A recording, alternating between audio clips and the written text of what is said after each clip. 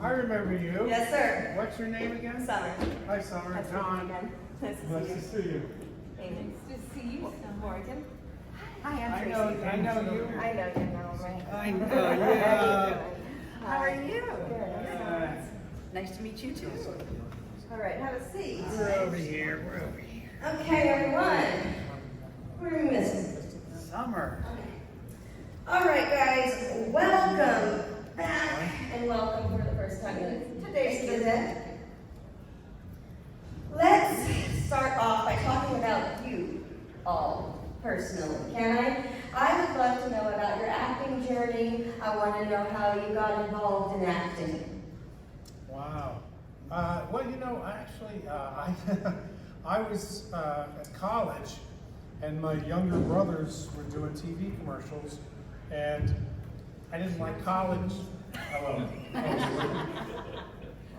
Anyway, I was at college, and my brothers were doing TV commercials, and I got sick of college, and so I quit after 2 years. And I went to New York, and I met their agent, and he said, you know, you could do TV commercials, and I did. I started to do a few, and then he said, you know, you'd probably be better at this if you took acting classes. And I hadn't really thought about that, and now I'm like, you know, 23 or whatever, and so I started taking acting classes at the HB Studio in Bank Street in Greenwich Village, and it sort of went from there. I got a play, I did Who's Afraid of Virginia Woolf all up and down the East Coast, and you know, and then I started to get work in soaps and stuff like that, and then I came out to Los Angeles in like 1978, I guess it was, and I started working out here, and then in 1980, I got a movie called Friday the 13th, Part 2. What movie? Friday, let me just explain it here. Friday the 13th, Part 2. Yeah. And anyway, that was how I started. And the rest is history. And the rest is, yeah, that's right, that's right. You're up. Okay. When let's see.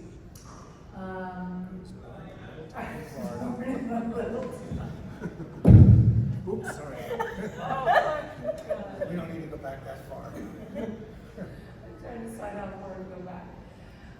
Let's see. I was living in Florida, and a friend of mine was a model, and she said, "Amy, this modeling agency is coming to town, and I think you should go. You should meet them." I had makeup. I didn't know what to do. So anyway, I went to go meet these people. How old were you? How old? I was 17, 18, 19, somewhere around there. And then they said, yeah, we want you to come up to New York and, you know, just come do this. So anyway, I went up to New York. I thought, oh, it's just going to be for a short little visit. I never left. So in that modeling agency, they had commercial agents. So I started doing commercials. Who's the modeling agency? Elite. Elite. I'll fill in the blanks. Yeah. Modeling. So I started doing commercials, and then that theatrical agent started sending me out for films and things like that, and then it just kind of kept snowballing from there. And so in 1980, so that was like 79. Yeah, so I was only there a little bit until I got Friday the 13th. Good story. Wow, that's, you know, it's all a blur. We try to look back. I'm still trying to accept the fact that the film was done in 80. I was telling myself it came in the late 80s. But anyhow, I had grown up on a horse farm, very consumed in the horse world. Somehow I ended up at Villanova University. I'm kind of going through the wave there. I get out of Villanova. I didn't quite know what to do with myself, but I thought it'd be a great idea. Well, let's go to New York. Well, I didn't really know what the hell I was going to do in New York because, you know, you're young and you're trying to make decisions, critical decisions. What do you do with your life? So I think maybe I'll go to Lee Strasberg school, acting school. You got to start at the beginning, so then you go to acting school. And then you're having a great life there. You know, you're going to Union Square, and at that time, Lee's alive, his wife's alive, Hannah, the daughter. I had a great life there, going to acting school. And then somehow, then you go through the process, okay, I'll get an agent, and then I'll go out and try and get something. So you might pick up a commercial here and there, you might come to LA for pilot season, then you come back. You're reading for anything. And then it came, I just mentioned to John, yes, and then all of a sudden the casting call came, and the agent sends you in to read for the movie at the time. It was called Jason. That's the name written on the script. Is that true? Michael Thomas was in it. Meg Simon and Cuban. Meg Simon was casted. I don't remember it being called Jason. Well, I remember the script said Jason on the front of it. And then, whatever, I got submitted for his part. Wait, you did? Yeah, I did. That's how I know the John Furey name off the top of my head, because people said, well, you were supposed to, You read for Paul? I think so. Yeah, I read for that. So you're trying to figure it out as an actor, and you're in acting school, and you're doing this and doing that, trying to find your journey in life. And then all of a sudden, the Jason movie comes along, I guess later called Friday the 13th Part 2. Anyway, so it's all history from there, and then we're all trying to find our place, and then you're living a life going back and forth, LA, New York, back to LA, back to New York. It's great. Trying to find your peace in the journey. And then you get little parts here and there, parts. Anyway. Very good. And here we are now. Parts are parts. You gotta get a part, do something. All right. Hi everyone, I'm Tracie Savage. I was in part 3, the 3D, highest grossing 3D version movie ever made at the time. Oh, stop bragging. At the time. Wow. I am Made from more than a Hollywood, a showbiz family. I did my first commercial when I was 2 years old, and we were living in Detroit, Michigan. And I have an older brother and a younger brother, and we were all working in Detroit. And we moved to Los Angeles when I was 6 for the business. And we were here about a week. My brothers and I we all got an agent, and within a week we booked a couple of commercials, and so we knew we were here to stay. My little brother is Brad Savage, and is known he was a Disney kid for years and on a couple of different series, but he's known for Salem's Lot, so a lot of the horror films. He was Brad dating Savage is your Brad. little brother? Brad Savage.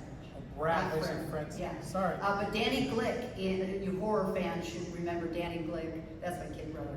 Anyway, I worked as a child actress. Happy Days, 8 is Enough, My Three Sons, Marcus Welby. Wow, you were in all those shows. What age were you? I worked from the time I was 6 until I was 18, 19. Wow. And I was on Little House on the Prairie for 2 years, semi-regular. Christy Kennedy was my character's name. And I was in college at UCLA, and I was done with the business. When I would go on interviews, I'd compete with Jodie Foster, Christy McNichol, Helen Hunt, and they were amazing actresses. And I was good, I could remember my lines, but I wasn't ever gonna be this brilliant actress, and I knew it, and I was gonna pursue something different. And so I was in college at UCLA. My mom opened up the Savage Agency, which became the #1 kids talent agency in Los Angeles, and it's still going strong today. Really?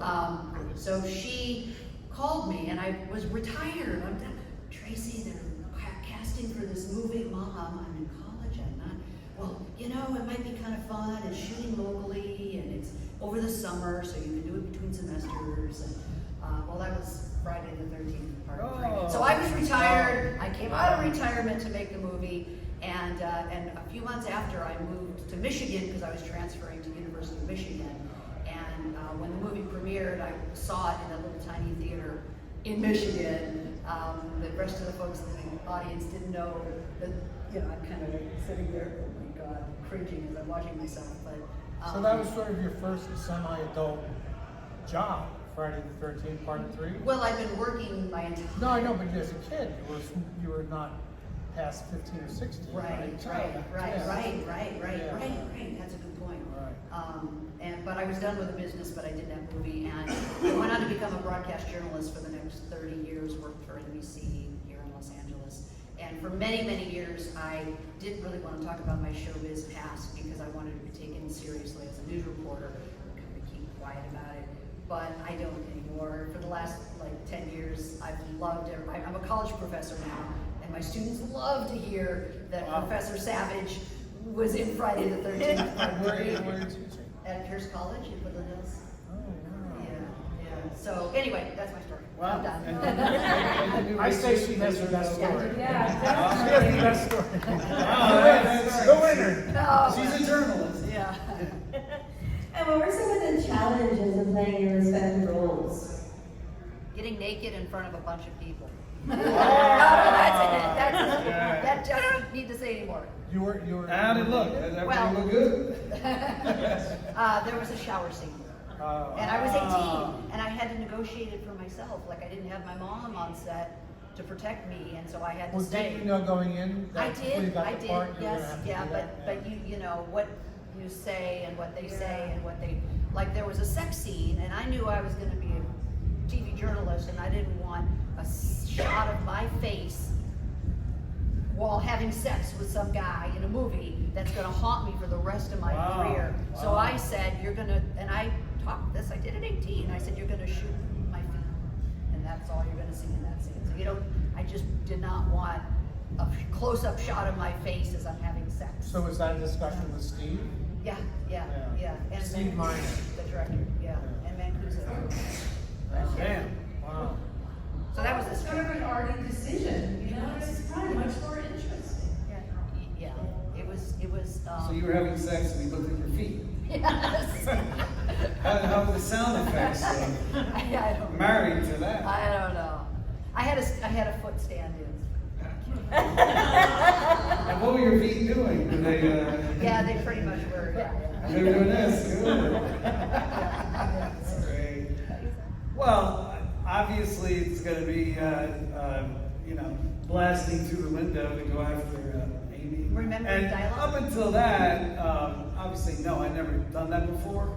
I was not Mr. Stuntman coming to Kent, Connecticut from Hollywood. No. So it was almost learning as you're going. Yeah, so, yeah, it was pretty shocking. But it was quite an experience that we're still talking about. Yeah. And people love it. People love it. They do. So it's quite a memory, quite a chapter. The most challenging part of the Playing film, Jenny. of playing Jenny? Or the film, Kissing. Yeah, John, having to tolerate John, day in and day out. Never ending. Get up, there's John. I go to Yeah. bed, there's John. You know what, it was living at night for a month. Yeah. You'd start at 6 p.m. and then you'd finish at 6 a.m. and running, and it was cold and being afraid the whole time, and being on adrenaline. That was definitely the hardest part. There's something about films that I was thinking about the other day that I really miss the camaraderie of the crew. It was always really fun to have a group of people where you're all kind of aiming, trying to pull something together and trying to complete it on time, and I don't know, that was a great part. So And we I were changed all the subject. And we were all sort of trapped in Kent, Connecticut. I mean, people weren't going home and coming back the next day, and everybody was sort of there. You're like, all the trapped at time. camp. You're trapped You're at camp. all cold, you're all hungry, you're all tired, you all get goofy.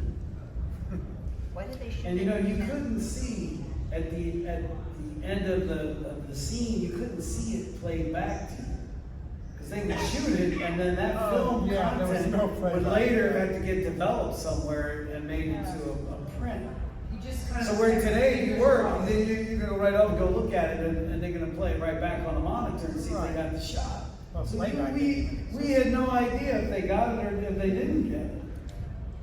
Yeah, it was a bit of a mystery. Yeah. John, do you have anything most challenging part about playing?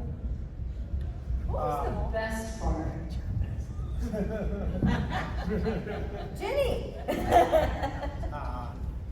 Yeah, Amy was sort of the best part. Yeah, Amy was the best Say part. that again,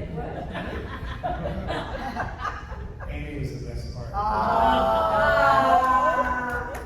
Nice, good answer.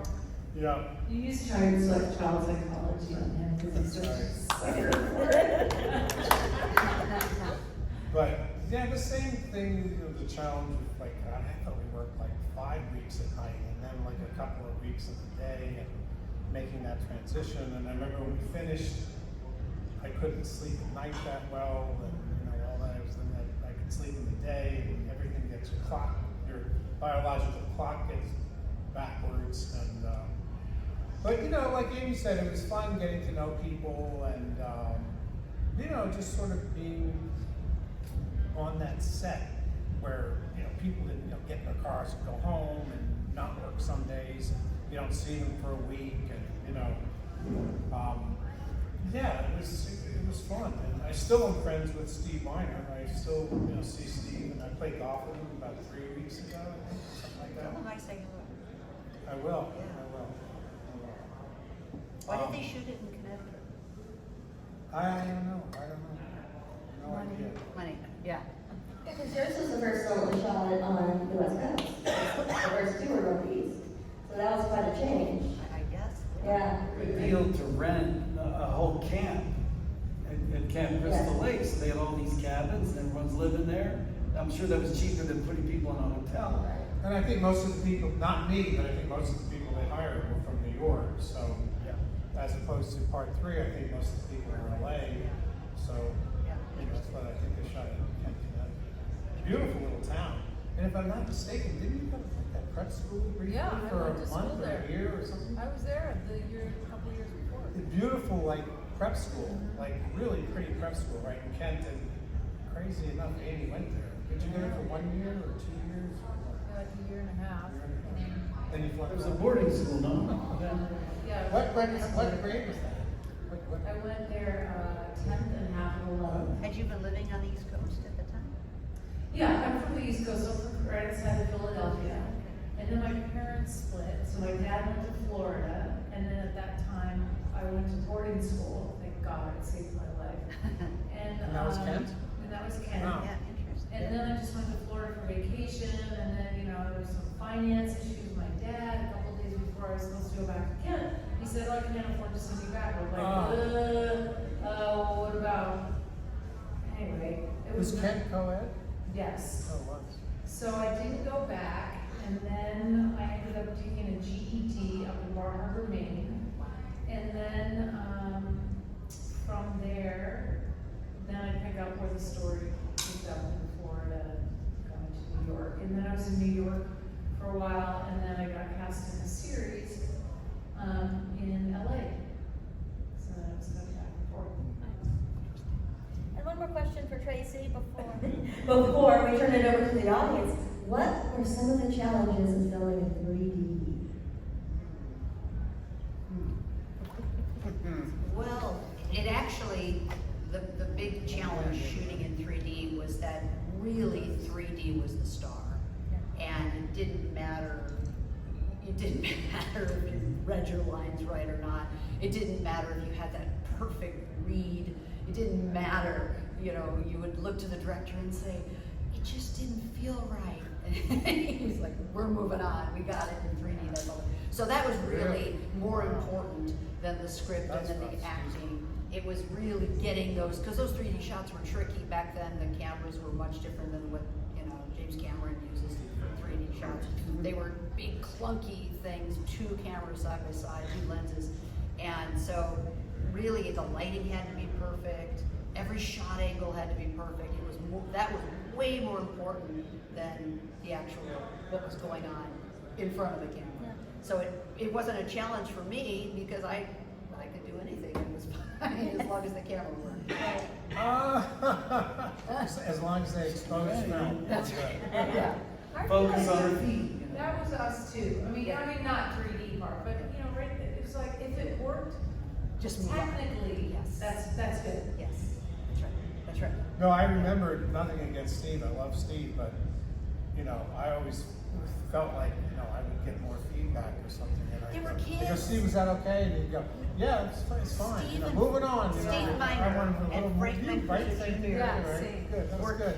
the I just ran to the cabin. I fought Jason. How was that? Yeah, pretty good. Okay, Yeah. we're moving on. The But- producer and the director were kids. They were in their 20s. Who was? Frank Mancuso Jr. and Steve Oh. Miner. They'd show up in their little red Corvettes on the set, Mancuso Jr., get out, kind of walk, and they were kids. They were 25 years old.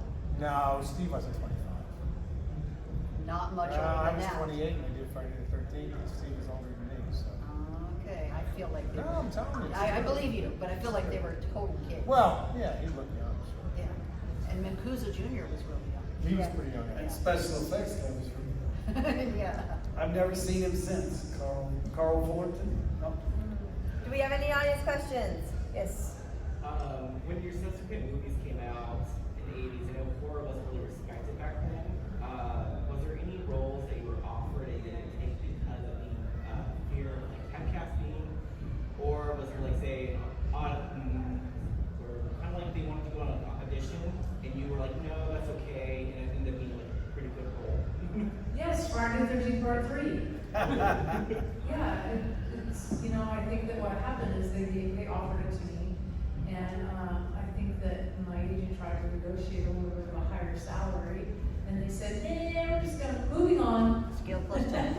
Yeah, and so, yeah, that one, and I didn't want to be typecast, and at that point, it was all the John Hughes films that I really wanted to be in, and Steven Spielberg, and I was just waiting for them to call me, but, yeah, so I was kind of scared to be typecast, but I wish I had done more. Yeah, well, I think that's true of maybe all of us, is that we didn't think, this was gonna be, it was a gig, it was a movie, and I was the lead, and Andy was the lead, it was exciting, but I didn't think like, this is gonna be an iconic movie or anything like that. I just thought like, oh, this is 7 weeks of getting paid, this is great, and here we are, all these years later, it's crazy. 2 years. Thanks to you guys, you guys are great fans, it's amazing, amazing. What else do you want to know about me? Hey. So you guys were talking about how difficult it was to film your sex scene. No, very, very tough. I just want to let you guys know, her character Debbie, Well, that's right, it was off camera, so really it wasn't. her character Debbie and her boyfriend Andy, they were a committed couple. In fact, Debbie was pregnant. So it was actually, and it was done very well. It was done tastefully, and kudos to you for fighting for what you wanted. Close up on my toes. But Really? but the thing, the running Way joke before was Me that Too, right? the running joke was that the couple had to sleep in a hammock. So the whole thing was like comical and humorous. So and it came off that way. So it was done very well. Thanks. Yes. Did you guys have a crew gift for those two movies? A what? Crew gift, like at the end, like a sweatshirt or a crew jacket so with the Oh. logo and all that stuff. I got a rain. No. I got a jacket, a red windbreaker that had Friday the 13th. We all got red windbreakers. I still have them. It was balled up in a drawer for 30 years. I don't remember getting anything, but I did take stuff from shoots all the time. Not from Friday the 13th. But I used to get suits and things like that. That's awesome. Have you guys Because been you could collecting- get them. A lot of times they would give them to you for free if they were nice, and other times they would go, well, I'm going to put them in storage or something. If you want to pay half price, you can get a suit or whatever. So I did that on many occasions. Have you guys been collecting some of the newer stuff that's been coming out from these movies? And there's some really cool stuff. You probably been signing it, but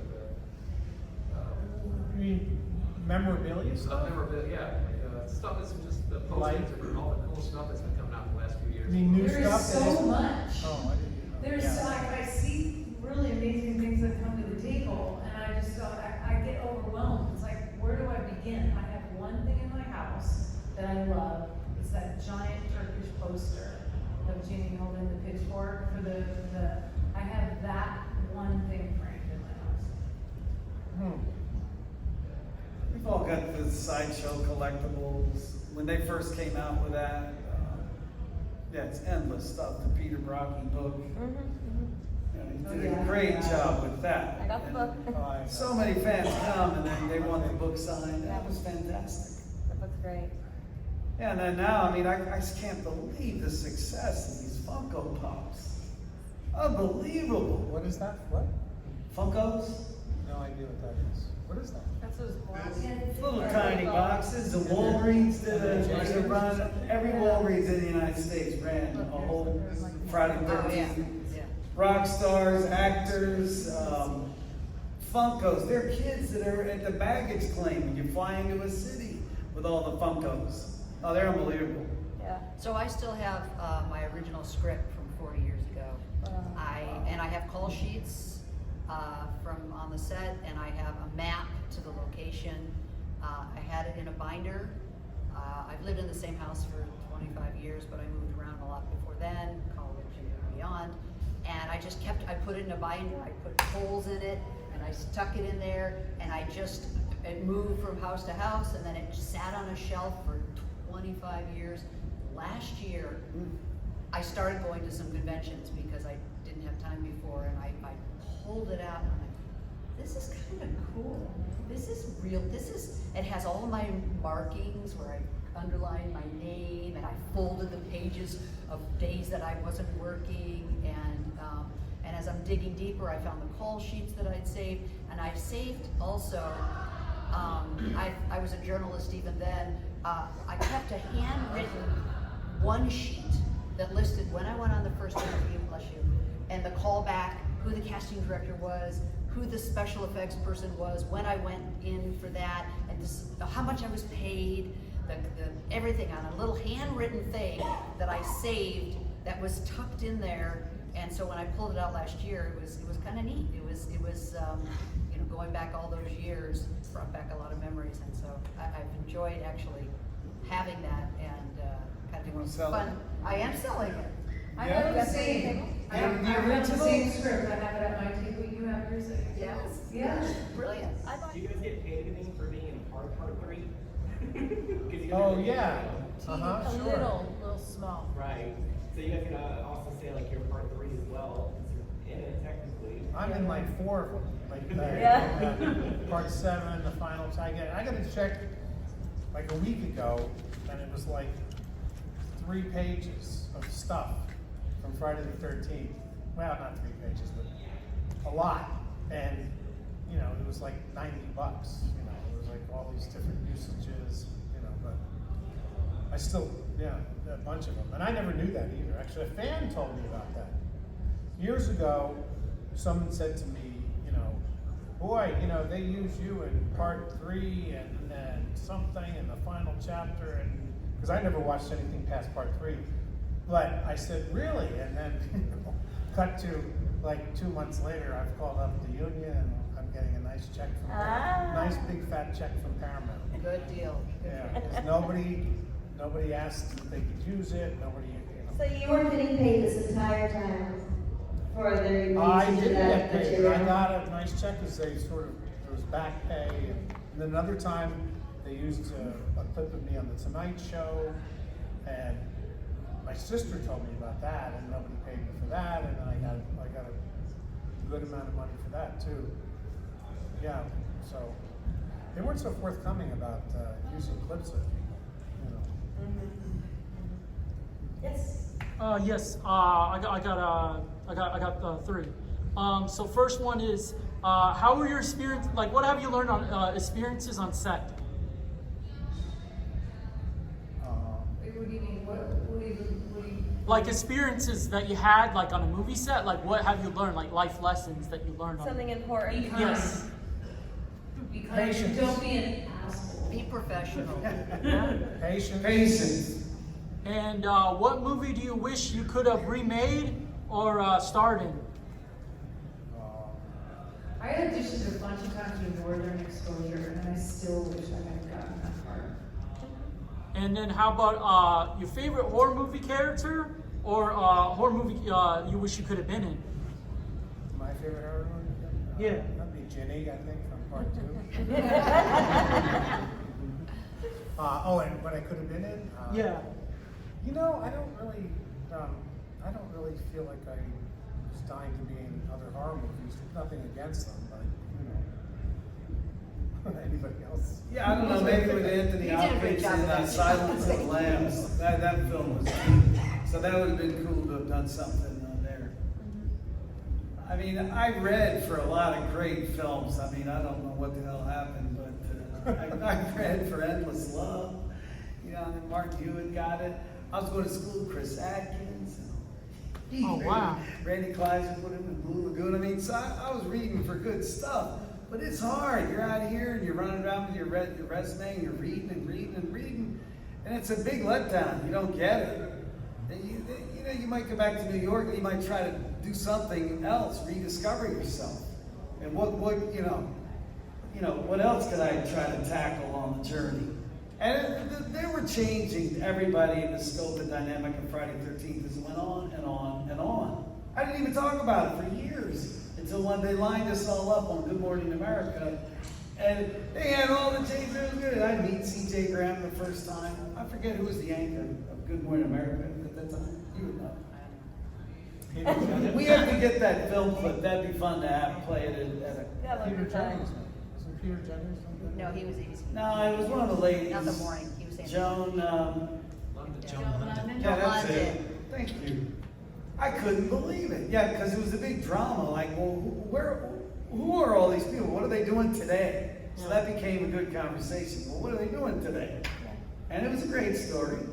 John, you reminded me, talk about the scenes being used. There was a movie with, probably in the mid-'80s, with Sally Field and Burt Reynolds, and it cuts to, their relationship was troubled, and they had gone on a date, and it turned out that the movie they were going to see, it was just the worst movie and the worst scene, and it was just so awful. And it was me! And it was my scene. And I guess my dad was at a movie theater watching this movie, and that was the whole setup, that this is their date, and they're on this movie, and then this horrible scene. Did you get paid? I don't remember. That was what I don't remember if I did. I don't remember. But that was my scene. You know, they picked like a scene that they thought would just be really bad. Did you get a raspberry? I don't even know. I can't remember.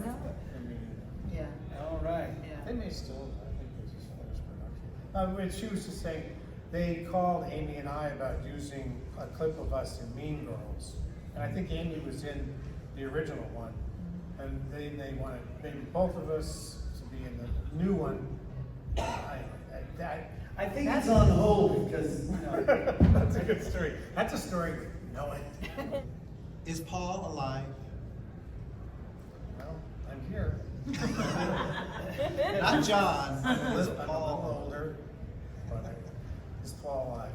Well, I was telling you earlier that he's just, people ask me that all the time, and the movie, I don't know how to answer it because it was sort of left as a cliffhanger, so you wouldn't know what happened to If Paul. the price is right, Because Paul truthfully, is Steve back. told me at one point they were gonna maybe want to have Amy back and me back, and obviously that never happened, or she came closer to it than me, obviously. But yeah, no, he just was sort of left up in the air for the audience to decide. And that's exactly what you see on film is exactly what was shot. Nobody changed anything. That's how they meant it to be. Because I know a lot of fans say, I've heard things like, I got in a fight with Steve and I walked off the set, and none of that's true. It was shot just like you see it. That's just like the script was. That's how they wanted it. So when she says, "Where's Paul?" The audience is going, "Where's Paul?" I guess, right? That's the best I can tell you. Yeah. I always remembered watching part 3, and I remember like the newscast told how many bodies there were, and I remember going through this with my friends and my mom and dad when I was watching it with, right? And counting up all the victims to see if you were in it or not. Oh. But I cannot remember what the conclusion was because it was so long ago. But I remember doing that. Yeah. Well, I always like to leave something open for the next one to come back. Just in case and out. A lot of I'm us exhausted are from these people. super obsessed with Friday the 13th as a whole. We all have our favorites, but most of us have seen most of the installments many, many, many times in our lifetime. Is there a movie that you guys are obsessed with? You will watch over and over and over again. You know what? That's funny you said that because I can turn on Shawshank Redemption at any fucking point in that movie and just sit there and watch it to the end. It's crazy. Yes. I'd probably watch that movie parts of it 10 times and the whole movie, 3 or 4 times. That just came to the top of my head. Anyway. I can watch any of the classics. Dr. Zhivago. Yeah. I love Gladiator. That's really inspirational. The Bond films, we'll always watch them and they're fun. Because as a young man, then you identify with that hero. It's kind of fun hero. Keep watching it. Chitty Chitty Bang Bang. Oh, yeah. Really? You know, I'm not a huge movie or TV watcher. I'm just not. So I'm sitting there thinking, but once it's on, I don't just watch. But I haven't even seen Barbie. Me either. Nobody here has. Barbie. Yeah. I was like, No, I haven't seen Barbie. But since you are in the industry, when you watch a movie, do you pick it apart? Oh my God, the lighting's terrible. My husband was in the military and he flew attack helicopters. So anytime he watches a war movie and there's an attack helicopter in it, he picks it apart. Do you guys do the same thing watching a movie? I don't know. I kind of try to be like you, just an audience member who knows nothing about anything. And sometimes I find it distracting when movies have like a lot of people that I know, like stars, like 6 or 7, or obviously they're going to have 1 or 2, to sell it or whatever, But that gets distracting too. But no, I don't try to pick them apart. Doesn't mean I like them, but I don't try to pick them apart when I'm watching them. No. You I mean, guys? I can get really distracted by really bad lighting, really bad acting, and really bad dialogue. Yeah. For sure, I can just be really judgmental and terrible. But I hope that when I don't get distracted and it's just kind of mesmerizing, that I love. I hate when they Yeah, make. bad acting. Then you look at it and go, how the hell did they get that part? Sorry. No, it's okay. I don't want your feet to get excited. No. They're waving. No, I was just saying, I can't stand movies that make the news reporters, like obnoxious and aggressive and unethical, and they sneak across the crime scene tape when they're not supposed to. That does, yes, there's a lot of jerks that are making a lot of money as reporters, but mostly that's so wrong and it never happens, and you don't sneak into a crime scene overnight, or it just doesn't, and that annoys me when they do that. Oh, I know another movie I can watch over and over again. This is crazy, but I love Ace Ventura. I can just watch that movie like anytime. Pick it up halfway. Great. And Tracy, on a similar thing to what my mom asked was, you were a reporter. Do you ever watch other reporters on the news and go, I could do that better? No, not at all. No. Not at all. And it's funny because I was really local news is what I did, but I don't watch local news at all anymore. I read about, I'm a news hound, so my knowledge of pop culture ended in the 80s when I became a news reporter, and all I watched was news and listened to news. My music ended in the 80s, so anything since then, I have no clue who they are because all I did was listen to the news radio, Are you getting a little bored listening about Donald Trump? oh God.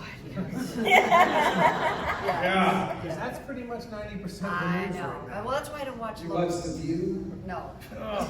I don't watch local news at all, and it's all my friends, but I'm not interested. I like to attack The View.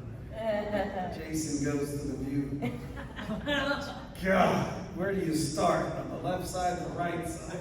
All right, I have one more round question before we let you guys go. I would love to know who inspires you, either personally or professionally. Oh, wow. Well, my wife inspires me. Oh, She's, good, yes. She's been an actress for a long time, and she did it before I did, and she did it earlier, and she's really good, and, she inspires me. She was on General Hospital, and she's out there. She's got a lot of credits, but, yeah. 30-some years, right? You two been together?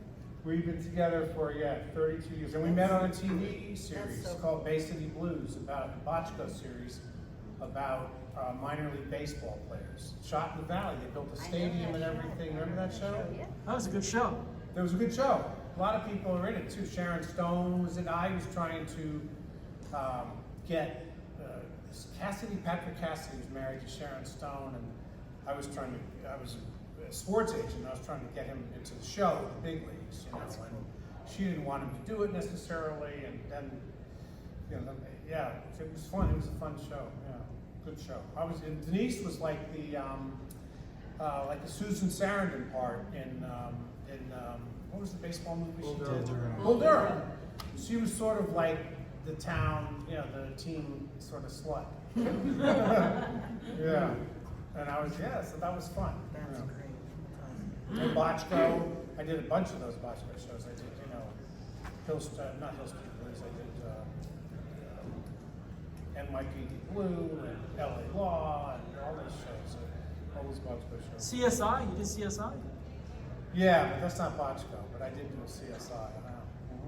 I'm just, my kids, my kids are just, they How old's just, your grandkid? I have a 17-month-old grandson, Lakey.